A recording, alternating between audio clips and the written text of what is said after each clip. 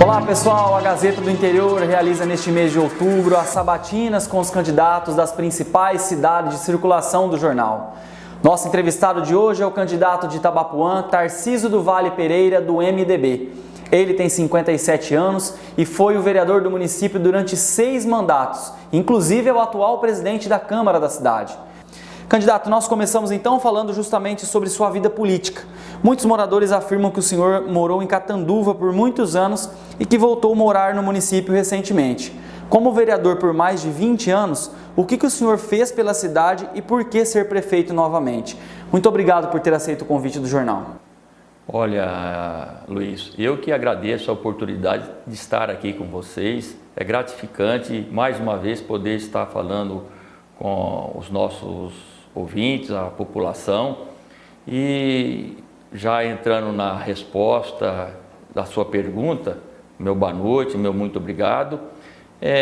Eu até acho engraçado esses comentários que se utilizam, inclusive eu fiz um vídeo esclarecendo esses comentários que eu não moro em Itabapuã, e vou repetir o que eu já falei no vídeo. Se eu não morasse em Itabapuã, eu não poderia ser vereador, presidente da Câmara e muito menos candidato a prefeito.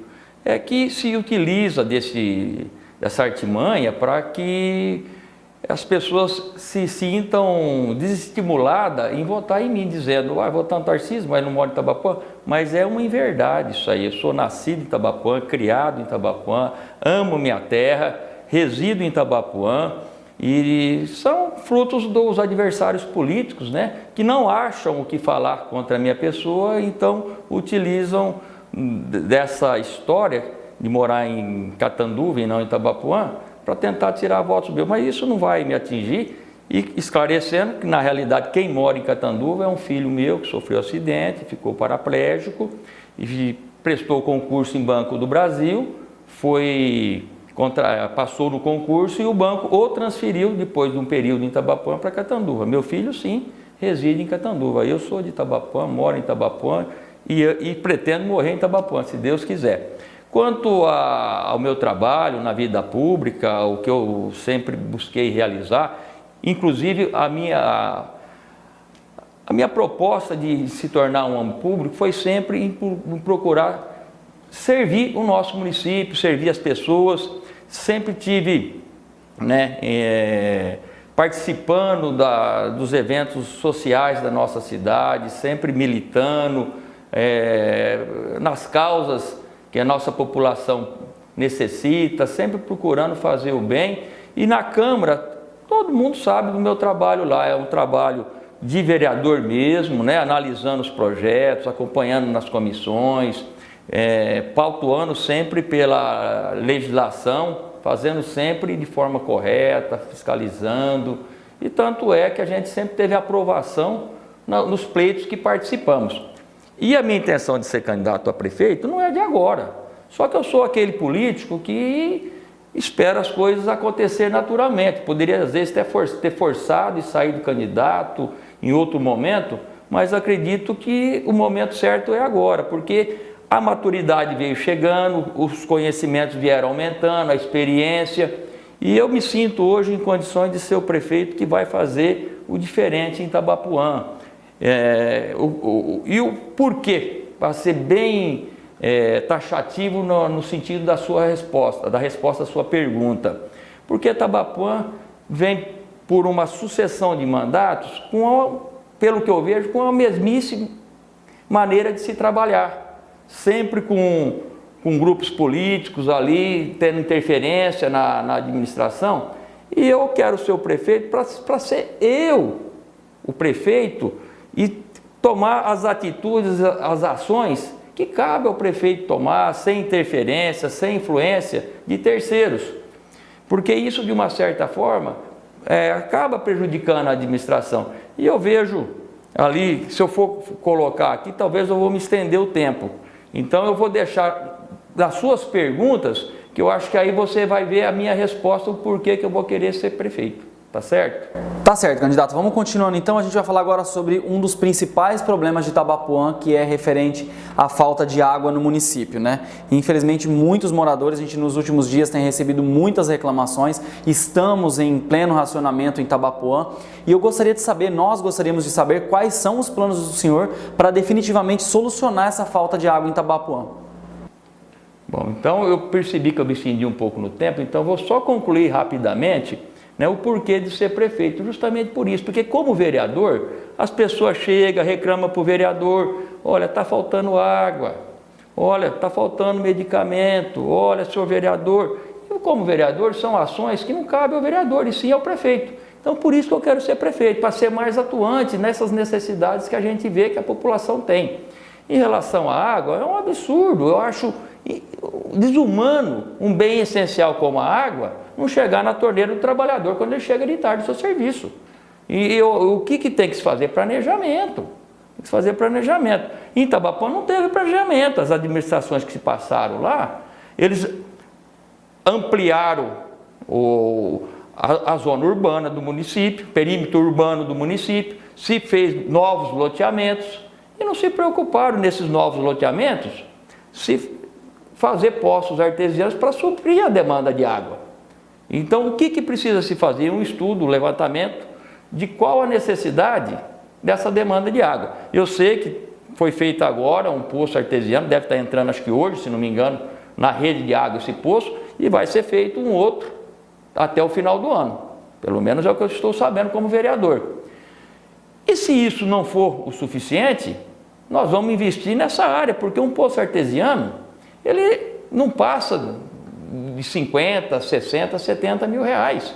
E o setor de água fatura um montante de 150, 200 mil reais por mês, que é mais do que suficiente para estar suprindo essa necessidade. Então, por isso que eu quero ser prefeito, para não deixar faltar água na casa do trabalhador, do cidadão tabaponense.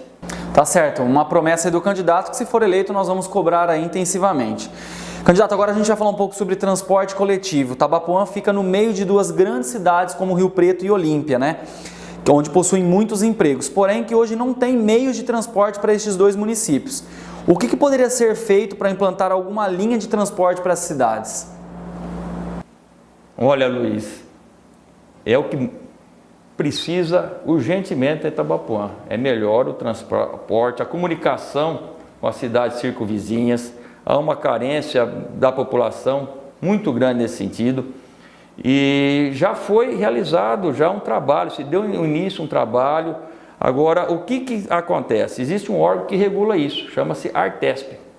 E esse órgão, já foi feito contato com esse órgão e inclusive a empresa Itamaraty, ela se propôs a tentar fazer uma linha Rio Preto, Uchoa, Itabapoã, Olímpia, para ver se fosse viável. Só que a linha de Itabapoã a Olímpia pertence à empresa Itabapoã, que faz Itabapoã a Catanduva.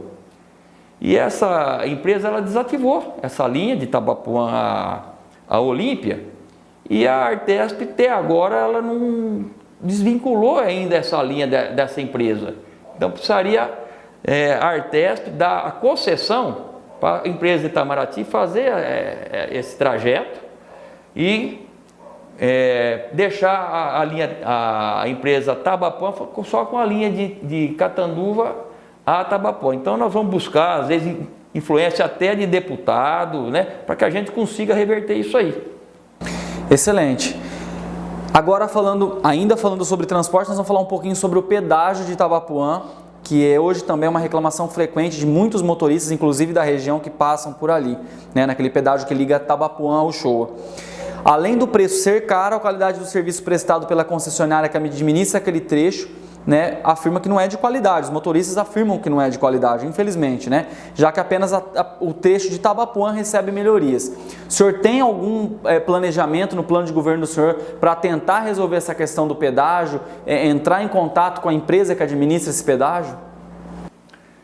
Ô, Luiz, essa pergunta aí ela é interessante e acredito que grande dificuldade para a gente responder, porque o projeto de lei que criou essa praça de pedágio em Itabapuã, ela fere a lei de licitação.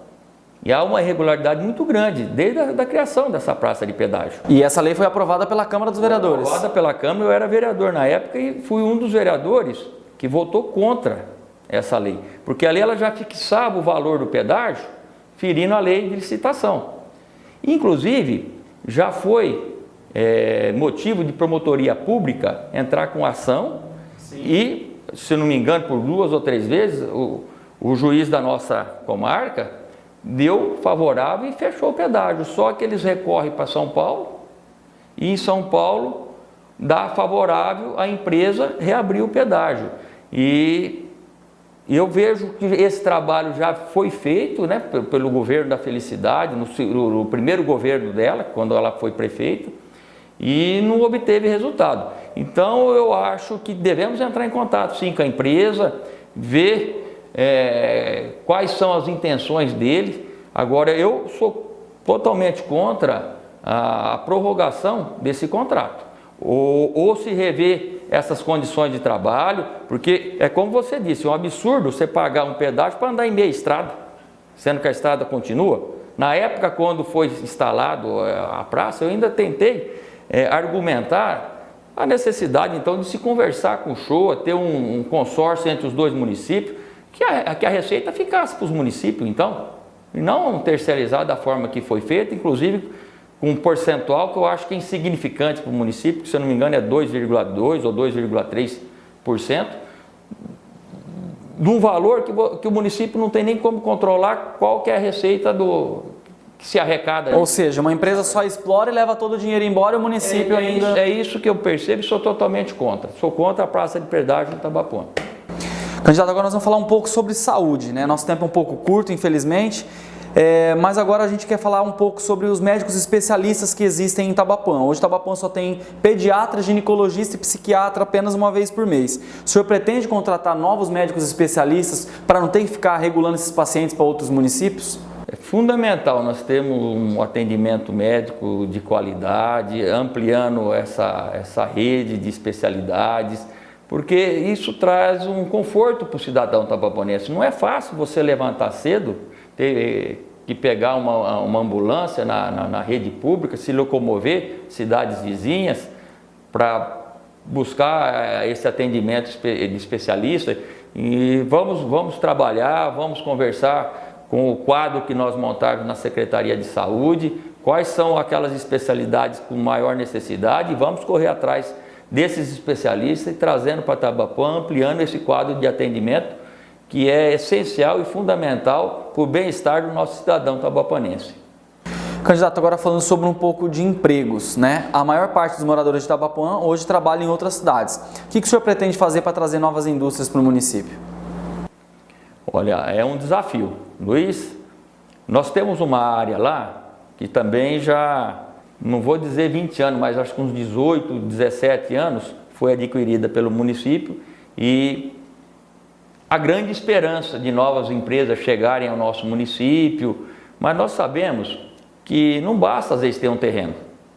Esse terreno, eu acredito que hoje ele está até em condições de se tornar um parque industrial 2, como se fala lá em Itabapuã, mas o município vai ter que investir nessa área, ele vai ter que abrir ruas, vai ter que fazer uma infraestrutura, água e tudo mais.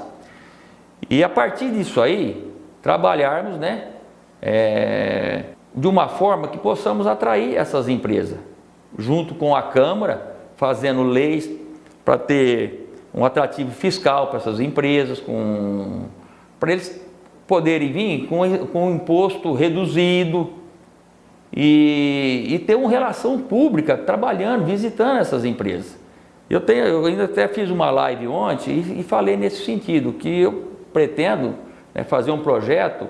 São 4 alqueires, numa etapa só é difícil, mas começar com um alqueire no primeiro ano, 2 alqueires, primeiro ano dando prioridade para aqueles que são lá de Itabapuã, empresários nossos ali que estão dispostos a montarem a sua empresa, gerando emprego. Então esse é o trabalho que tem que ser feito. Você já falou das linhas de ônibus para para que os nossos moradores possam facilitar o acesso de emprego na cidade vizinha.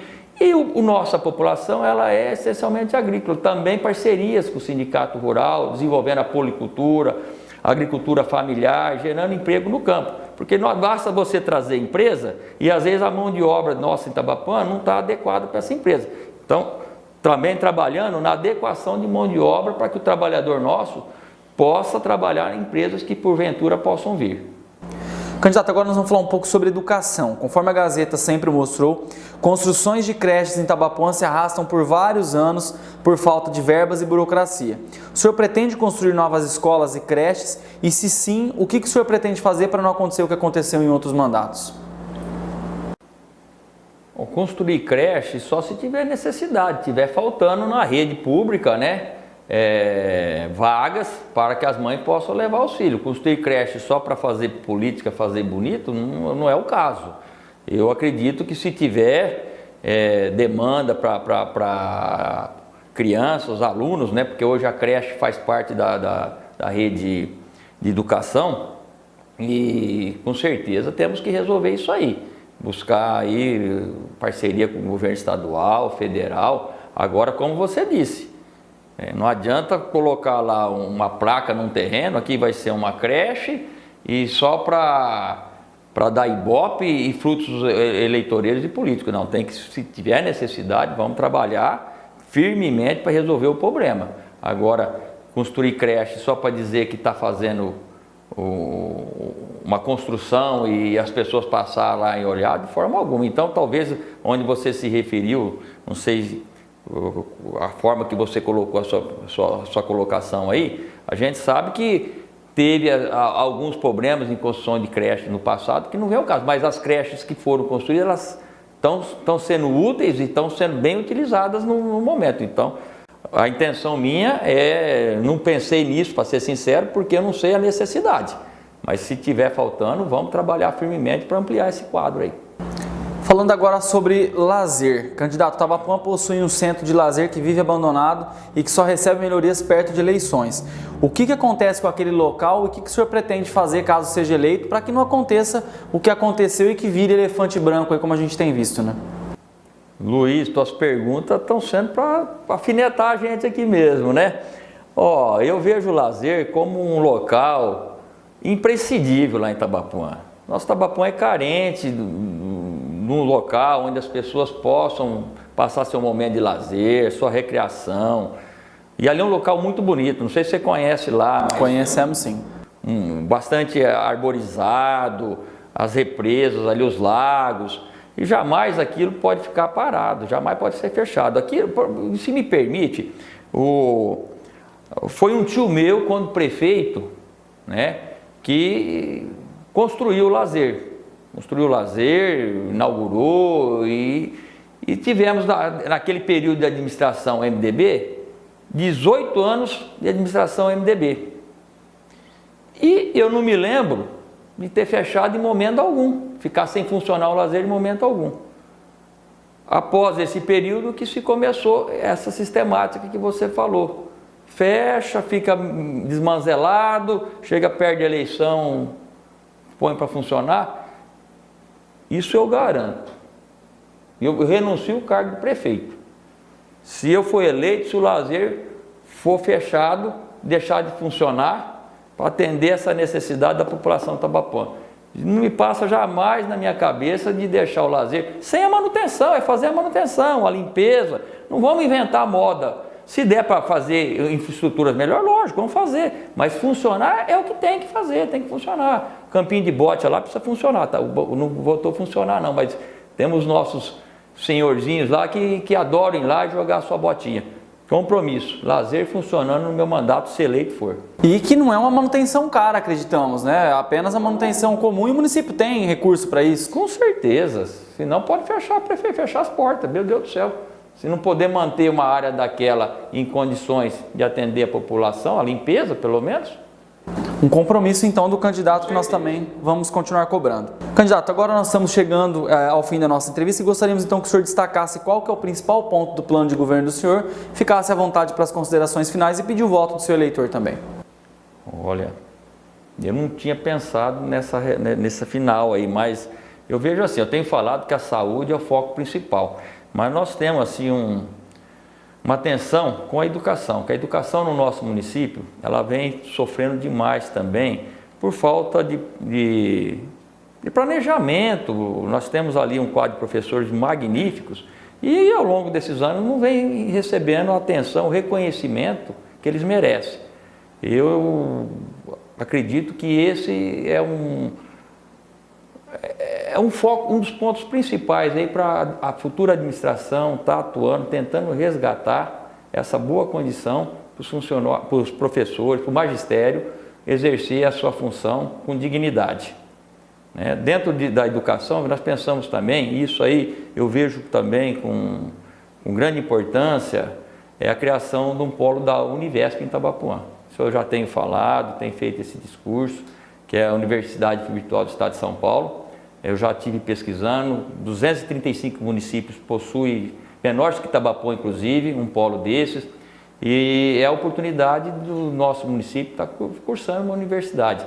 E eu vejo assim, os pontos principais. A infraestrutura do nosso município também está deixando a desejar. Então vamos atuar com bastante afinco na recuperação da infraestrutura, as nossas praças. Você vai ver, nós vamos deixar a cidade lá com outra cara, pode ter certeza. Por isso que eu peço o seu voto, eleitor de Itabapuã, no dia 15 de novembro, vote 15 com Tarcísio e Fábio. Vocês não vão se arrepender, vamos fazer Itabapuã uma cara nova. Muito obrigado, um abraço a todos os ouvintes. Tá certo, candidato. Muito obrigado mais uma vez por ter aceito o convite do jornal. Lembrando que pela ordem de sorteio, amanhã é a vez do candidato Dr. César, do Podemos, ser sabatinado pela Gazeta. Gazeta do Interior, eleições 2020.